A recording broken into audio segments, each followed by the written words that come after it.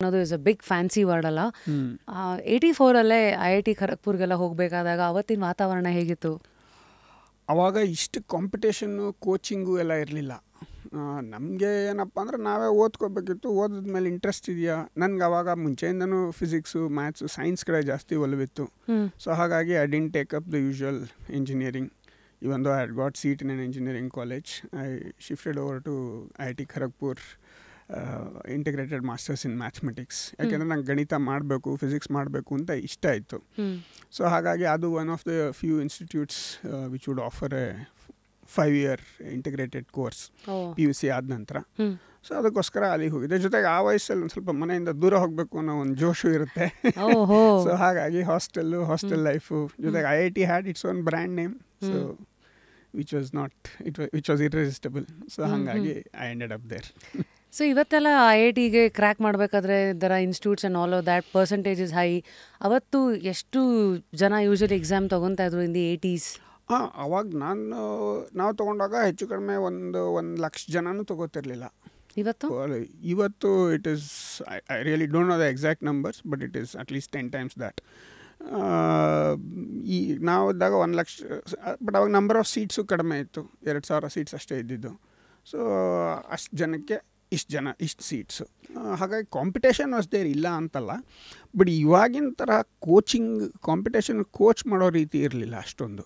ನಾವೇ ಓದ್ಕೊಂಡು ನಿನ್ಗೆ ಬೇಸಿಕ್ಸ್ ಅರ್ಥ ಆಗಿದ್ರೆ you could crack the exam, ಆ ಥರ ಇತ್ತು ಆವಾಗ. ಈಗ JEE ಪಾಸ್ ಮಾಡೋದೇ ಒಂದು ತಪಸ್ಸು. In fact many of my friends in IIT IISc say that ಈಗ ಇದನ್ನು ಪಾಸ್ ಮಾಡಿ ಬರೋದೇ ಎಷ್ಟು ಕಷ್ಟ ಆಗಿದೆ ಅಂದರೆ, ಪಾಸ್ ಮಾಡಿದ್ಮೇಲೆ ಅವ್ರಿಗೆ ಸುಸ್ತಾಗೋಗಿರುತ್ತೆ. Means they are sort of burnt out. They are so intense coaching is there. One wonders whether it is worth it or not. ಅದೇ because I know IIT is the best of the best techies ಇರಬೇಕಾಗಿರೋ ಜಾಗ, which was ಅಂದರೆ ಮತ್ತೆ ಗೌರ್ಮೆಂಟ್ಗೆ serve ಮಾಡೋದಲ್ವಾ ಅವೆಲ್ಲ mostly. ಬೇರೆ ಬೇರೆ ಥರ ಆಗುತ್ತೆ. ಆದರೆ ಏನಪ್ಪ ಅಂದರೆ, if the entry it self is so tough, it's doesn't make much sense ನನ್ನ ಪ್ರಕಾರ. ಯಾಕೆಂದರೆ ಅಷ್ಟು ಕಷ್ಟಪಟ್ಟು ಅಲ್ಲಿಗೆ ಹೋದ್ಮೇಲೆ ಹೋಗೋಷ್ಟರಿಗೆ ಸುಸ್ತಾಗೋಗಿರುತ್ತೆ. ಅಲ್ಲಿ ಇನ್ನೇನು ಮಾಡ್ತಾರೆ, 4 ವರ್ಷ ಇನ್ನೇನು ಕಲಿಯೋಕ್ಕಾಗತ್ತೆ. ಯಾಕೆಂದರೆ if you are coached for an examination, you really can't do very well. Coaching exam pass ಮಾಡ್ಬೋದು, ಬಟ್ ಆಮೇಲೆ ಅಲ್ಲಿ 4 ವರ್ಷ ಅರ್ಥ ಮಾಡಿಕೊಂಡು ಓದಿ ಕಲಿಬೇಕಲ್ವಾ, ಅದಕ್ಕೆ ಕಷ್ಟ ಆಗುತ್ತೆ ಅಂತ I have heard from my colleagues in IIT. ಇದಕ್ಕೆ ಯಾರು ಪ್ರಶ್ನೆ ಮಾಡೋರಿಲ್ಲ ಅಂದರೆ ಆ ಟೈಮ್ಗೆ ಇದ್ದಾರೆ, ಆಗುತ್ತೆ ಪ್ರಶ್ನೆಗಳು, ಇದ್ರ ಬಗ್ಗೆ ಡಿಸ್ಕಷನ್ಸು ಆಗುತ್ತೆ.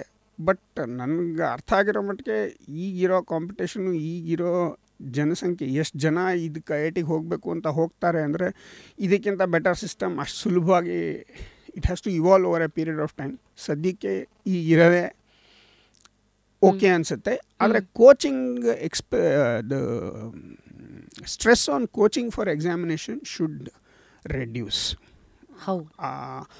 How one should put so much pressure on children.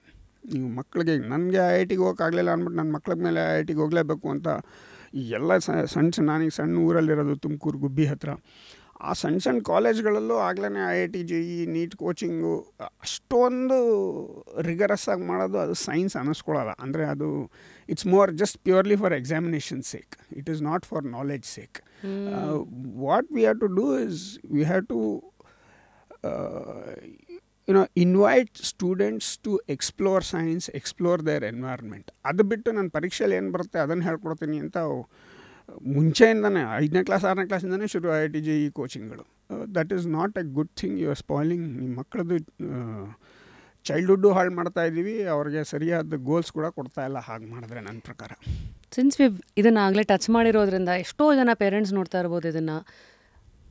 Since you been there done that, ಯಾರಿಗಿದು IIT, ಯಾರಿಗಿದು ಅಂತೆಲ್ಲ ಒಂದು ಪ್ರಶ್ನೆ ಕೇಳ್ಕೊಳ್ಳೋದಾದರೆ, who should be asking these questions, ಅಥವಾ who should even be considering this?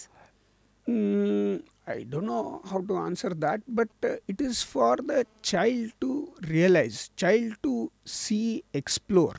ಆ ಮಗುಗೆ ಹೌದಪ್ಪ ನಾನು ವಿಜ್ಞಾನ ಮಾಡಬೇಕು, ಇಂಟ್ರೆಸ್ಟ್ ಇದೆ, ನನಗೆ ಇಂಜಿನಿಯರಿಂಗಲ್ಲಿ ಇಷ್ಟ ಇದೆ ಅಂದರೆ ಅಂಥವ್ರು ಮಾಡ್ಕೋಬೇಕು ಇದನ್ನು. ಅಂಥವರು ಈ ಥರ ಎಕ್ಸಾಮ್ಗಳಿಗೆ ಪ್ರಿಪೇರ್ ಆಗಬೇಕು. ಆದರೆ ಈಗ ಆಗ್ತಾ ಇರೋದು 5ನೇ ಕ್ಲಾಸ್ 6ನೇ ಕ್ಲಾಸ್ ಹುಡುಗಂಗೆ ಆ ಥರ ಅರಿವಿರಲ್ಲ.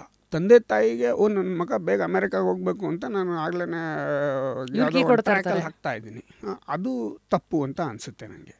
ಸೊ ಕ್ವಶನ್ ನಾವೇ ಕೇಳ್ಕೊಬೇಕು. ಇದು ಯಾವುದು ಇಡೀ ಸೊಸೈಟಿಗೆ ನಾನೊಂದು ಕ್ವಶನ್ ಕೇಳಿ ಉತ್ತರ ಹೇಳ್ಬಿಟ್ಟು ಇದೇ ಕರೆಕ್ಟು ಅಂತ ಹೇಳಕ್ಕೆ ಬರೋಲ್ಲ. ನಾವು ಕ್ವಶನ್ ಕೇಳ್ಕೊಬೇಕು. ನನ್ನ ಮಕ್ಕಳಿಗೆ, ನಮ್ಮ ಮುಂದಿನ ಪೀಳಿಗೆಗೆ ಇದು ಒಳ್ಳೆಯದಾ, ಇದರಿಂದ ಅವ್ರು ಒಳ್ಳೇದಾಗ್ತಾ ಇದೆಯಾ, ಅವರು ಸರಿ ದಾರಿನಲ್ಲಿ ಬರ್ತಾ ಇದ್ದಾರಾ, ಅದನ್ನು ನಾವು ಕೇಳ್ಕೊಬೇಕು. ಯಾಕೆಂದ್ರೆ ತುಂಬ ಕಾಂಪಿಟೇಷನ್. ಈ ಕೋಟಾ ಅಂಥ ಜಾಗಗಳೆಲ್ಲ it's the whole place is just, I mean popular ಮೂವೀಸಲ್ಲೂ ನೋಡಿರ್ಬೋದು. Popular movies are not, they are not fiction, they are real life incidents. ಎಷ್ಟು ಕಾಂಪಿಟೇಷನ್ನು, ಎಷ್ಟು ಒಂಥರ ಆ ವಯಸ್ಸಿನಲ್ಲಿ ಆ ಥರ ಕಾಂಪಿಟೇಷನ್ನಲ್ಲಿ ಬೆಳೆಸೋದು ಮುಂದಿನ ಪೀಳಿಗೆ, ಮುಂದಿನ ಸಮಾಜಕ್ಕೆ ಒಳ್ಳೆಯದಲ್ಲ ಅಂತ ನನ್ನ ಅಭಿಪ್ರಾಯ.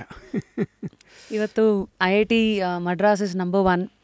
ಆಮೇಲೆ ಅದೇ ಒಂದು ಕಾಲದಲ್ಲಿ MIT ಥರದ್ದನ್ನೇ ನಾವು ಇಂಡಿಯಾಗೆ ತರಬೇಕಂತ ತರಕ್ಕೆ ಶುರು ಮಾಡಿ 25 ಬ್ರಾಂಚಸ್ಗಳು ಬಂದಿರೋವಂಥದ್ದು. ಅಲ್ಲ, needs and starting of IIT was different. ಆವಾಗ ನಮ್ಮ ದೇಶದಲ್ಲಿ ಸ್ವಾತಂತ್ರ್ಯ ಬಂದು ಹೊಸರಲ್ಲಿ ಒಳ್ಳೆ ಟೆಕ್ನಿಕಲ್ ಇನ್ಸ್ಟಿಟ್ಯೂಟ್ಸ್ ಇರಲಿಲ್ಲ. ಹಂಗನ್ಬಿಟ್ಟು ಇಂಜಿನಿಯರ್ಸ್ ಇರಲಿಲ್ಲ ಅಂತಲ್ಲ, ಮುಂಚೆಯಿಂದನೂ ವಿಶ್ವೇಶ್ವರಯ್ಯ ಅಂತ ಇಂಜಿನಿಯರ್ಸ್ ಪ್ರೊಡ್ಯೂಸ್ ಮಾಡಿದ್ದೀವಿ. ಆದರೆ ಒಂದು organised way of producing them ಅನ್ನೋ ಅರ್ಥದಲ್ಲಿ IITಗಳನ್ನ ಶುರು ಮಾಡಿದ್ದು. ಆವಾಗ there was a need for technical excellence. ಯಾಕೆಂದರೆ ನಮ್ಮ ದೇಶ ಬೆಳೀತಾ ಇತ್ತು ಆವಾಗ, ಹೊಸ ಕಟ್ಟಬೇಕು ಅಂತ. ಇದೆಲ್ಲ ಕರೆಕ್ಟಾಗಿತ್ತು. ಆದರೆ ಅದು ಆವಾಗಿನ ಜನಸಂಖ್ಯೆಗೆ ಎಷ್ಟು ಬೇಕೋ ಅಷ್ಟು ಮಾಡ್ಕೊಂಡಿದ್ದಂತಹ ಪ್ರಯೋಗಗಳು, ವ್ಯವಸ್ಥೆ ಇದು. ಆದರೆ ಈಗ number of IITs also have increased, but quality hasn't remain the same all over. First 5 or 6 IITs ಹೇಗಿದೆಯೋ, ನೆಕ್ಸ್ಟ್ 10 IITs ಹೇಗಿದೆಯೋ, there is a huge difference in qualities. ಹೇಗೆ? We don't have sufficient human resources. ಅಲ್ಲಿ ಆ ಥರ faculty, ಆ ಥರ research oriented faculty ಇರೋದು ಕಡಿಮೆ. ಅಷ್ಟೊಂದು ಜನ ಇಲ್ಲ. ಜನನೇ ಇಲ್ಲದೆ ಇದ್ಮೇಲೆ ನಾವು ಎಲ್ಲಿಂದ ಕ್ವಾಲಿಟಿ ಮೇಂಟೈನ್ ಮಾಡಲಿಕ್ಕೆ ಸಾಧ್ಯ? ಸೊ ಹಾಗಾಗಿ, ಜೊತೆಗೆ ಈಗ ಇನ್ನೊಂದು ಏನಪ್ಪ ಅಂದರೆ, ಬೇಕಾದಷ್ಟು ಈಗ ಬೇಕಾಗ್ತಾ, ನಮ್ಮ ದೇಶಕ್ಕೆ ಬೇಕಾಗ್ತಕ್ಕಂಥದ್ದು ಆವಾಗ ಬೇಕಾಗಿದ್ದು, ಈಗ ಸ್ವಾತಂತ್ರ್ಯ ಬಂದ ಹೊಸರಲ್ಲಿ ಯಾವ ಥರ ಇಂಜಿನಿಯರ್ಸ್ ಬೇಕಾಗಿತ್ತೋ ಈಗ ಯಾವ ಥರ ಇಂಜಿನಿಯರ್ಸ್ ಬೇಕೋ ವ್ಯತ್ಯಾಸ ಇದೆ. ಸೊ ಅದನ್ನು ಅರ್ಥ ಮಾಡಿಕೊಂಡು ನಮ್ಗೆ ಈಗ ಯಾವ ಥರದ್ದು ಬೇಕೋ ಆ ಥರದನ್ನು ಪ್ರೊಡ್ಯೂಸ್ ಮಾಡಲಿಕ್ಕೆ ಬೇಕಾದಷ್ಟು ಇನ್ಸ್ಟಿಟ್ಯೂಟ್ಸ್ ಇದೆ, ಬರುತ್ತೆ. ಒಳ್ಳೊಳ್ಳೆ ಇನ್ಸ್ಟಿಟ್ಯೂಟ್ಸ್ಗಳನ್ನ ನಾವು ಚೆನ್ನಾಗಿ ನೋಡಿಕೊಂಡು ನಮ್ಮ ಹುಡುಗರು, ನಮ್ಮ ಮಕ್ಕಳು ಆ ಇನ್ಸ್ಟಿಟ್ಯೂಟ್ಗಳಲ್ಲಿ ಓದಿ ಮುಂದಕ್ಕೆ ಬರೋ ಹಾಗೆ ನೋಡ್ಕೋಬೇಕು. ಕಾಂಪಿಟೇಷನ್ ತುಂಬ ಇರೋದ್ರಿಂದ ತೊಂದರೆ ಅಂತ ನನಗನ್ಸುತ್ತೆ. ಇನ್ನೊಂದು ಕುತೂಹಲ, ಈಗ ನೀವು ಹೇಳ್ತಿದ್ದಾಗಲೇ, ನೀವು ಹೇಳ್ತಿದ್ದ ಹಾಗೆ ಅವತ್ತಿದ್ದ ಥರ ಇವತ್ತಿಲ್ಲ ಅಂದಾಗ ನೆಕ್ಸ್ಟ್ ಕ್ವೆಶನ್ ಬರುತ್ತೆ, how different is IIT coaching ಅಥವಾ ಒಳಗಡೆ ಇಂದ? ಫಾರ್ ಎಕ್ಸಾಂಪಲ್ ಖರಗ್ಪುರಲ್ಲಿ ಅವತ್ತೆಲ್ಲ ನಿಮ್ಮದು ಹೇಗಿರ್ತಿತ್ತು ಕ್ಯಾಂಪಸ್ಸು, ಕ್ಲಾಸಸ್ಸು? ಅದು ನಮಗೇನಪ್ಪ, ಈಗ ನಾನು ಇಲ್ಲಿ ನಮ್ಮ ಕರ್ನಾಟಕದಲ್ಲಿ ಇಂಜಿನಿಯರಿಂಗ್ ಕಾಲೇಜಲ್ಲಿರೋ ಎನ್ವೈರ್ಮೆಂಟು ಅವಾಗಿರೋ ಇದ್ದಿದ್ದ ಎನ್ವೈರ್ಮೆಂಟ್ಗೂ ಭಾಳ ವ್ಯತ್ಯಾಸ ಇದೆ. ಹೇಗೆ ವ್ಯತ್ಯಾಸ? ಒಂದು ಏನಪ್ಪ ಅಂದರೆ, ನಾನು ಓದ್ತಾ ಇದ್ದಾಗ ಇಷ್ಟೊಂದು ಎಕ್ಸಾಮಿನೇಷನ್ ಓರಿಯೆಂಟೆಡ್ ಅಂತ ಇರಲಿಲ್ಲ. ಈಗ ನಮ್ಮ ಹುಡುಗರು ಕೇಳ್ತಾರೆ, ಸರ್ ಎಕ್ಸಾಮ್ಗೆ 10 ಕ್ವಶನ್ ಕೊಡಿ ಸರ್, ಅದರೊಳಗೆ 5 ಬರಬೇಕು ಎಕ್ಸಾಮ್ಗೆ, ಆ ಥರ 5 ಕ್ವಶನ್ ಕೊಡಿ ಅಥವಾ ಕ್ವಶನ್ ಬ್ಯಾಂಕ್ ಕೊಡಿ ಅಂತ ಎಲ್ಲ.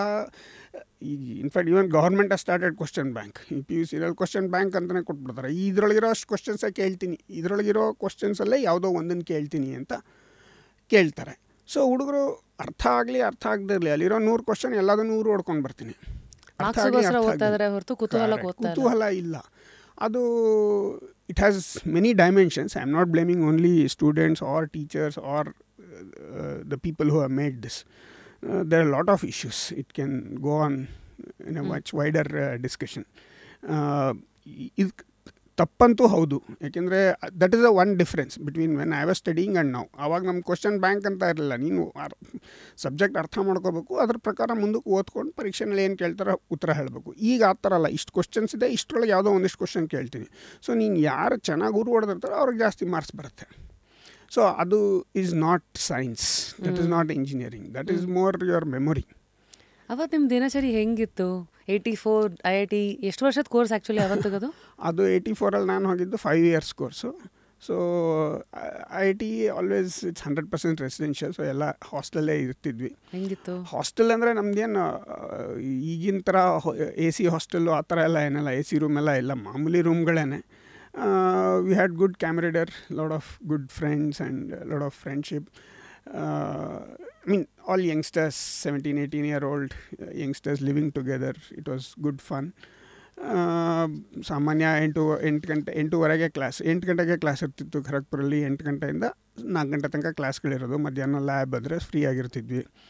ಸ್ವಲ್ಪ ಅಷ್ಟೊಂದು ಈ ಥರ ಪ್ರೆಷರ್ ಇರಲಿಲ್ಲ. ಸೊ ಹಾಗಾಗಿ ಜೊತೆಗೆ ಹಾಸ್ಟ್ಲಲ್ಲೇ ಎಲ್ಲ ಇದ್ದಿದ್ದರಿಂದ ನಾವು ಇನ್ನೇಂದ್ರ ಬಗ್ಗೆ ಎಲ್ಲೂ ದೂರ ಎಲ್ಲೂ ಆಚೆ ಹೋಗಿ ಈ ಕೆಲಸ ಮಾಡಬೇಕಪ್ಪ ಆ ಕೆಲಸ ಮಾಡಬೇಕಪ್ಪ ಇನ್ನೇನೂ ಇರಲಿಲ್ಲ.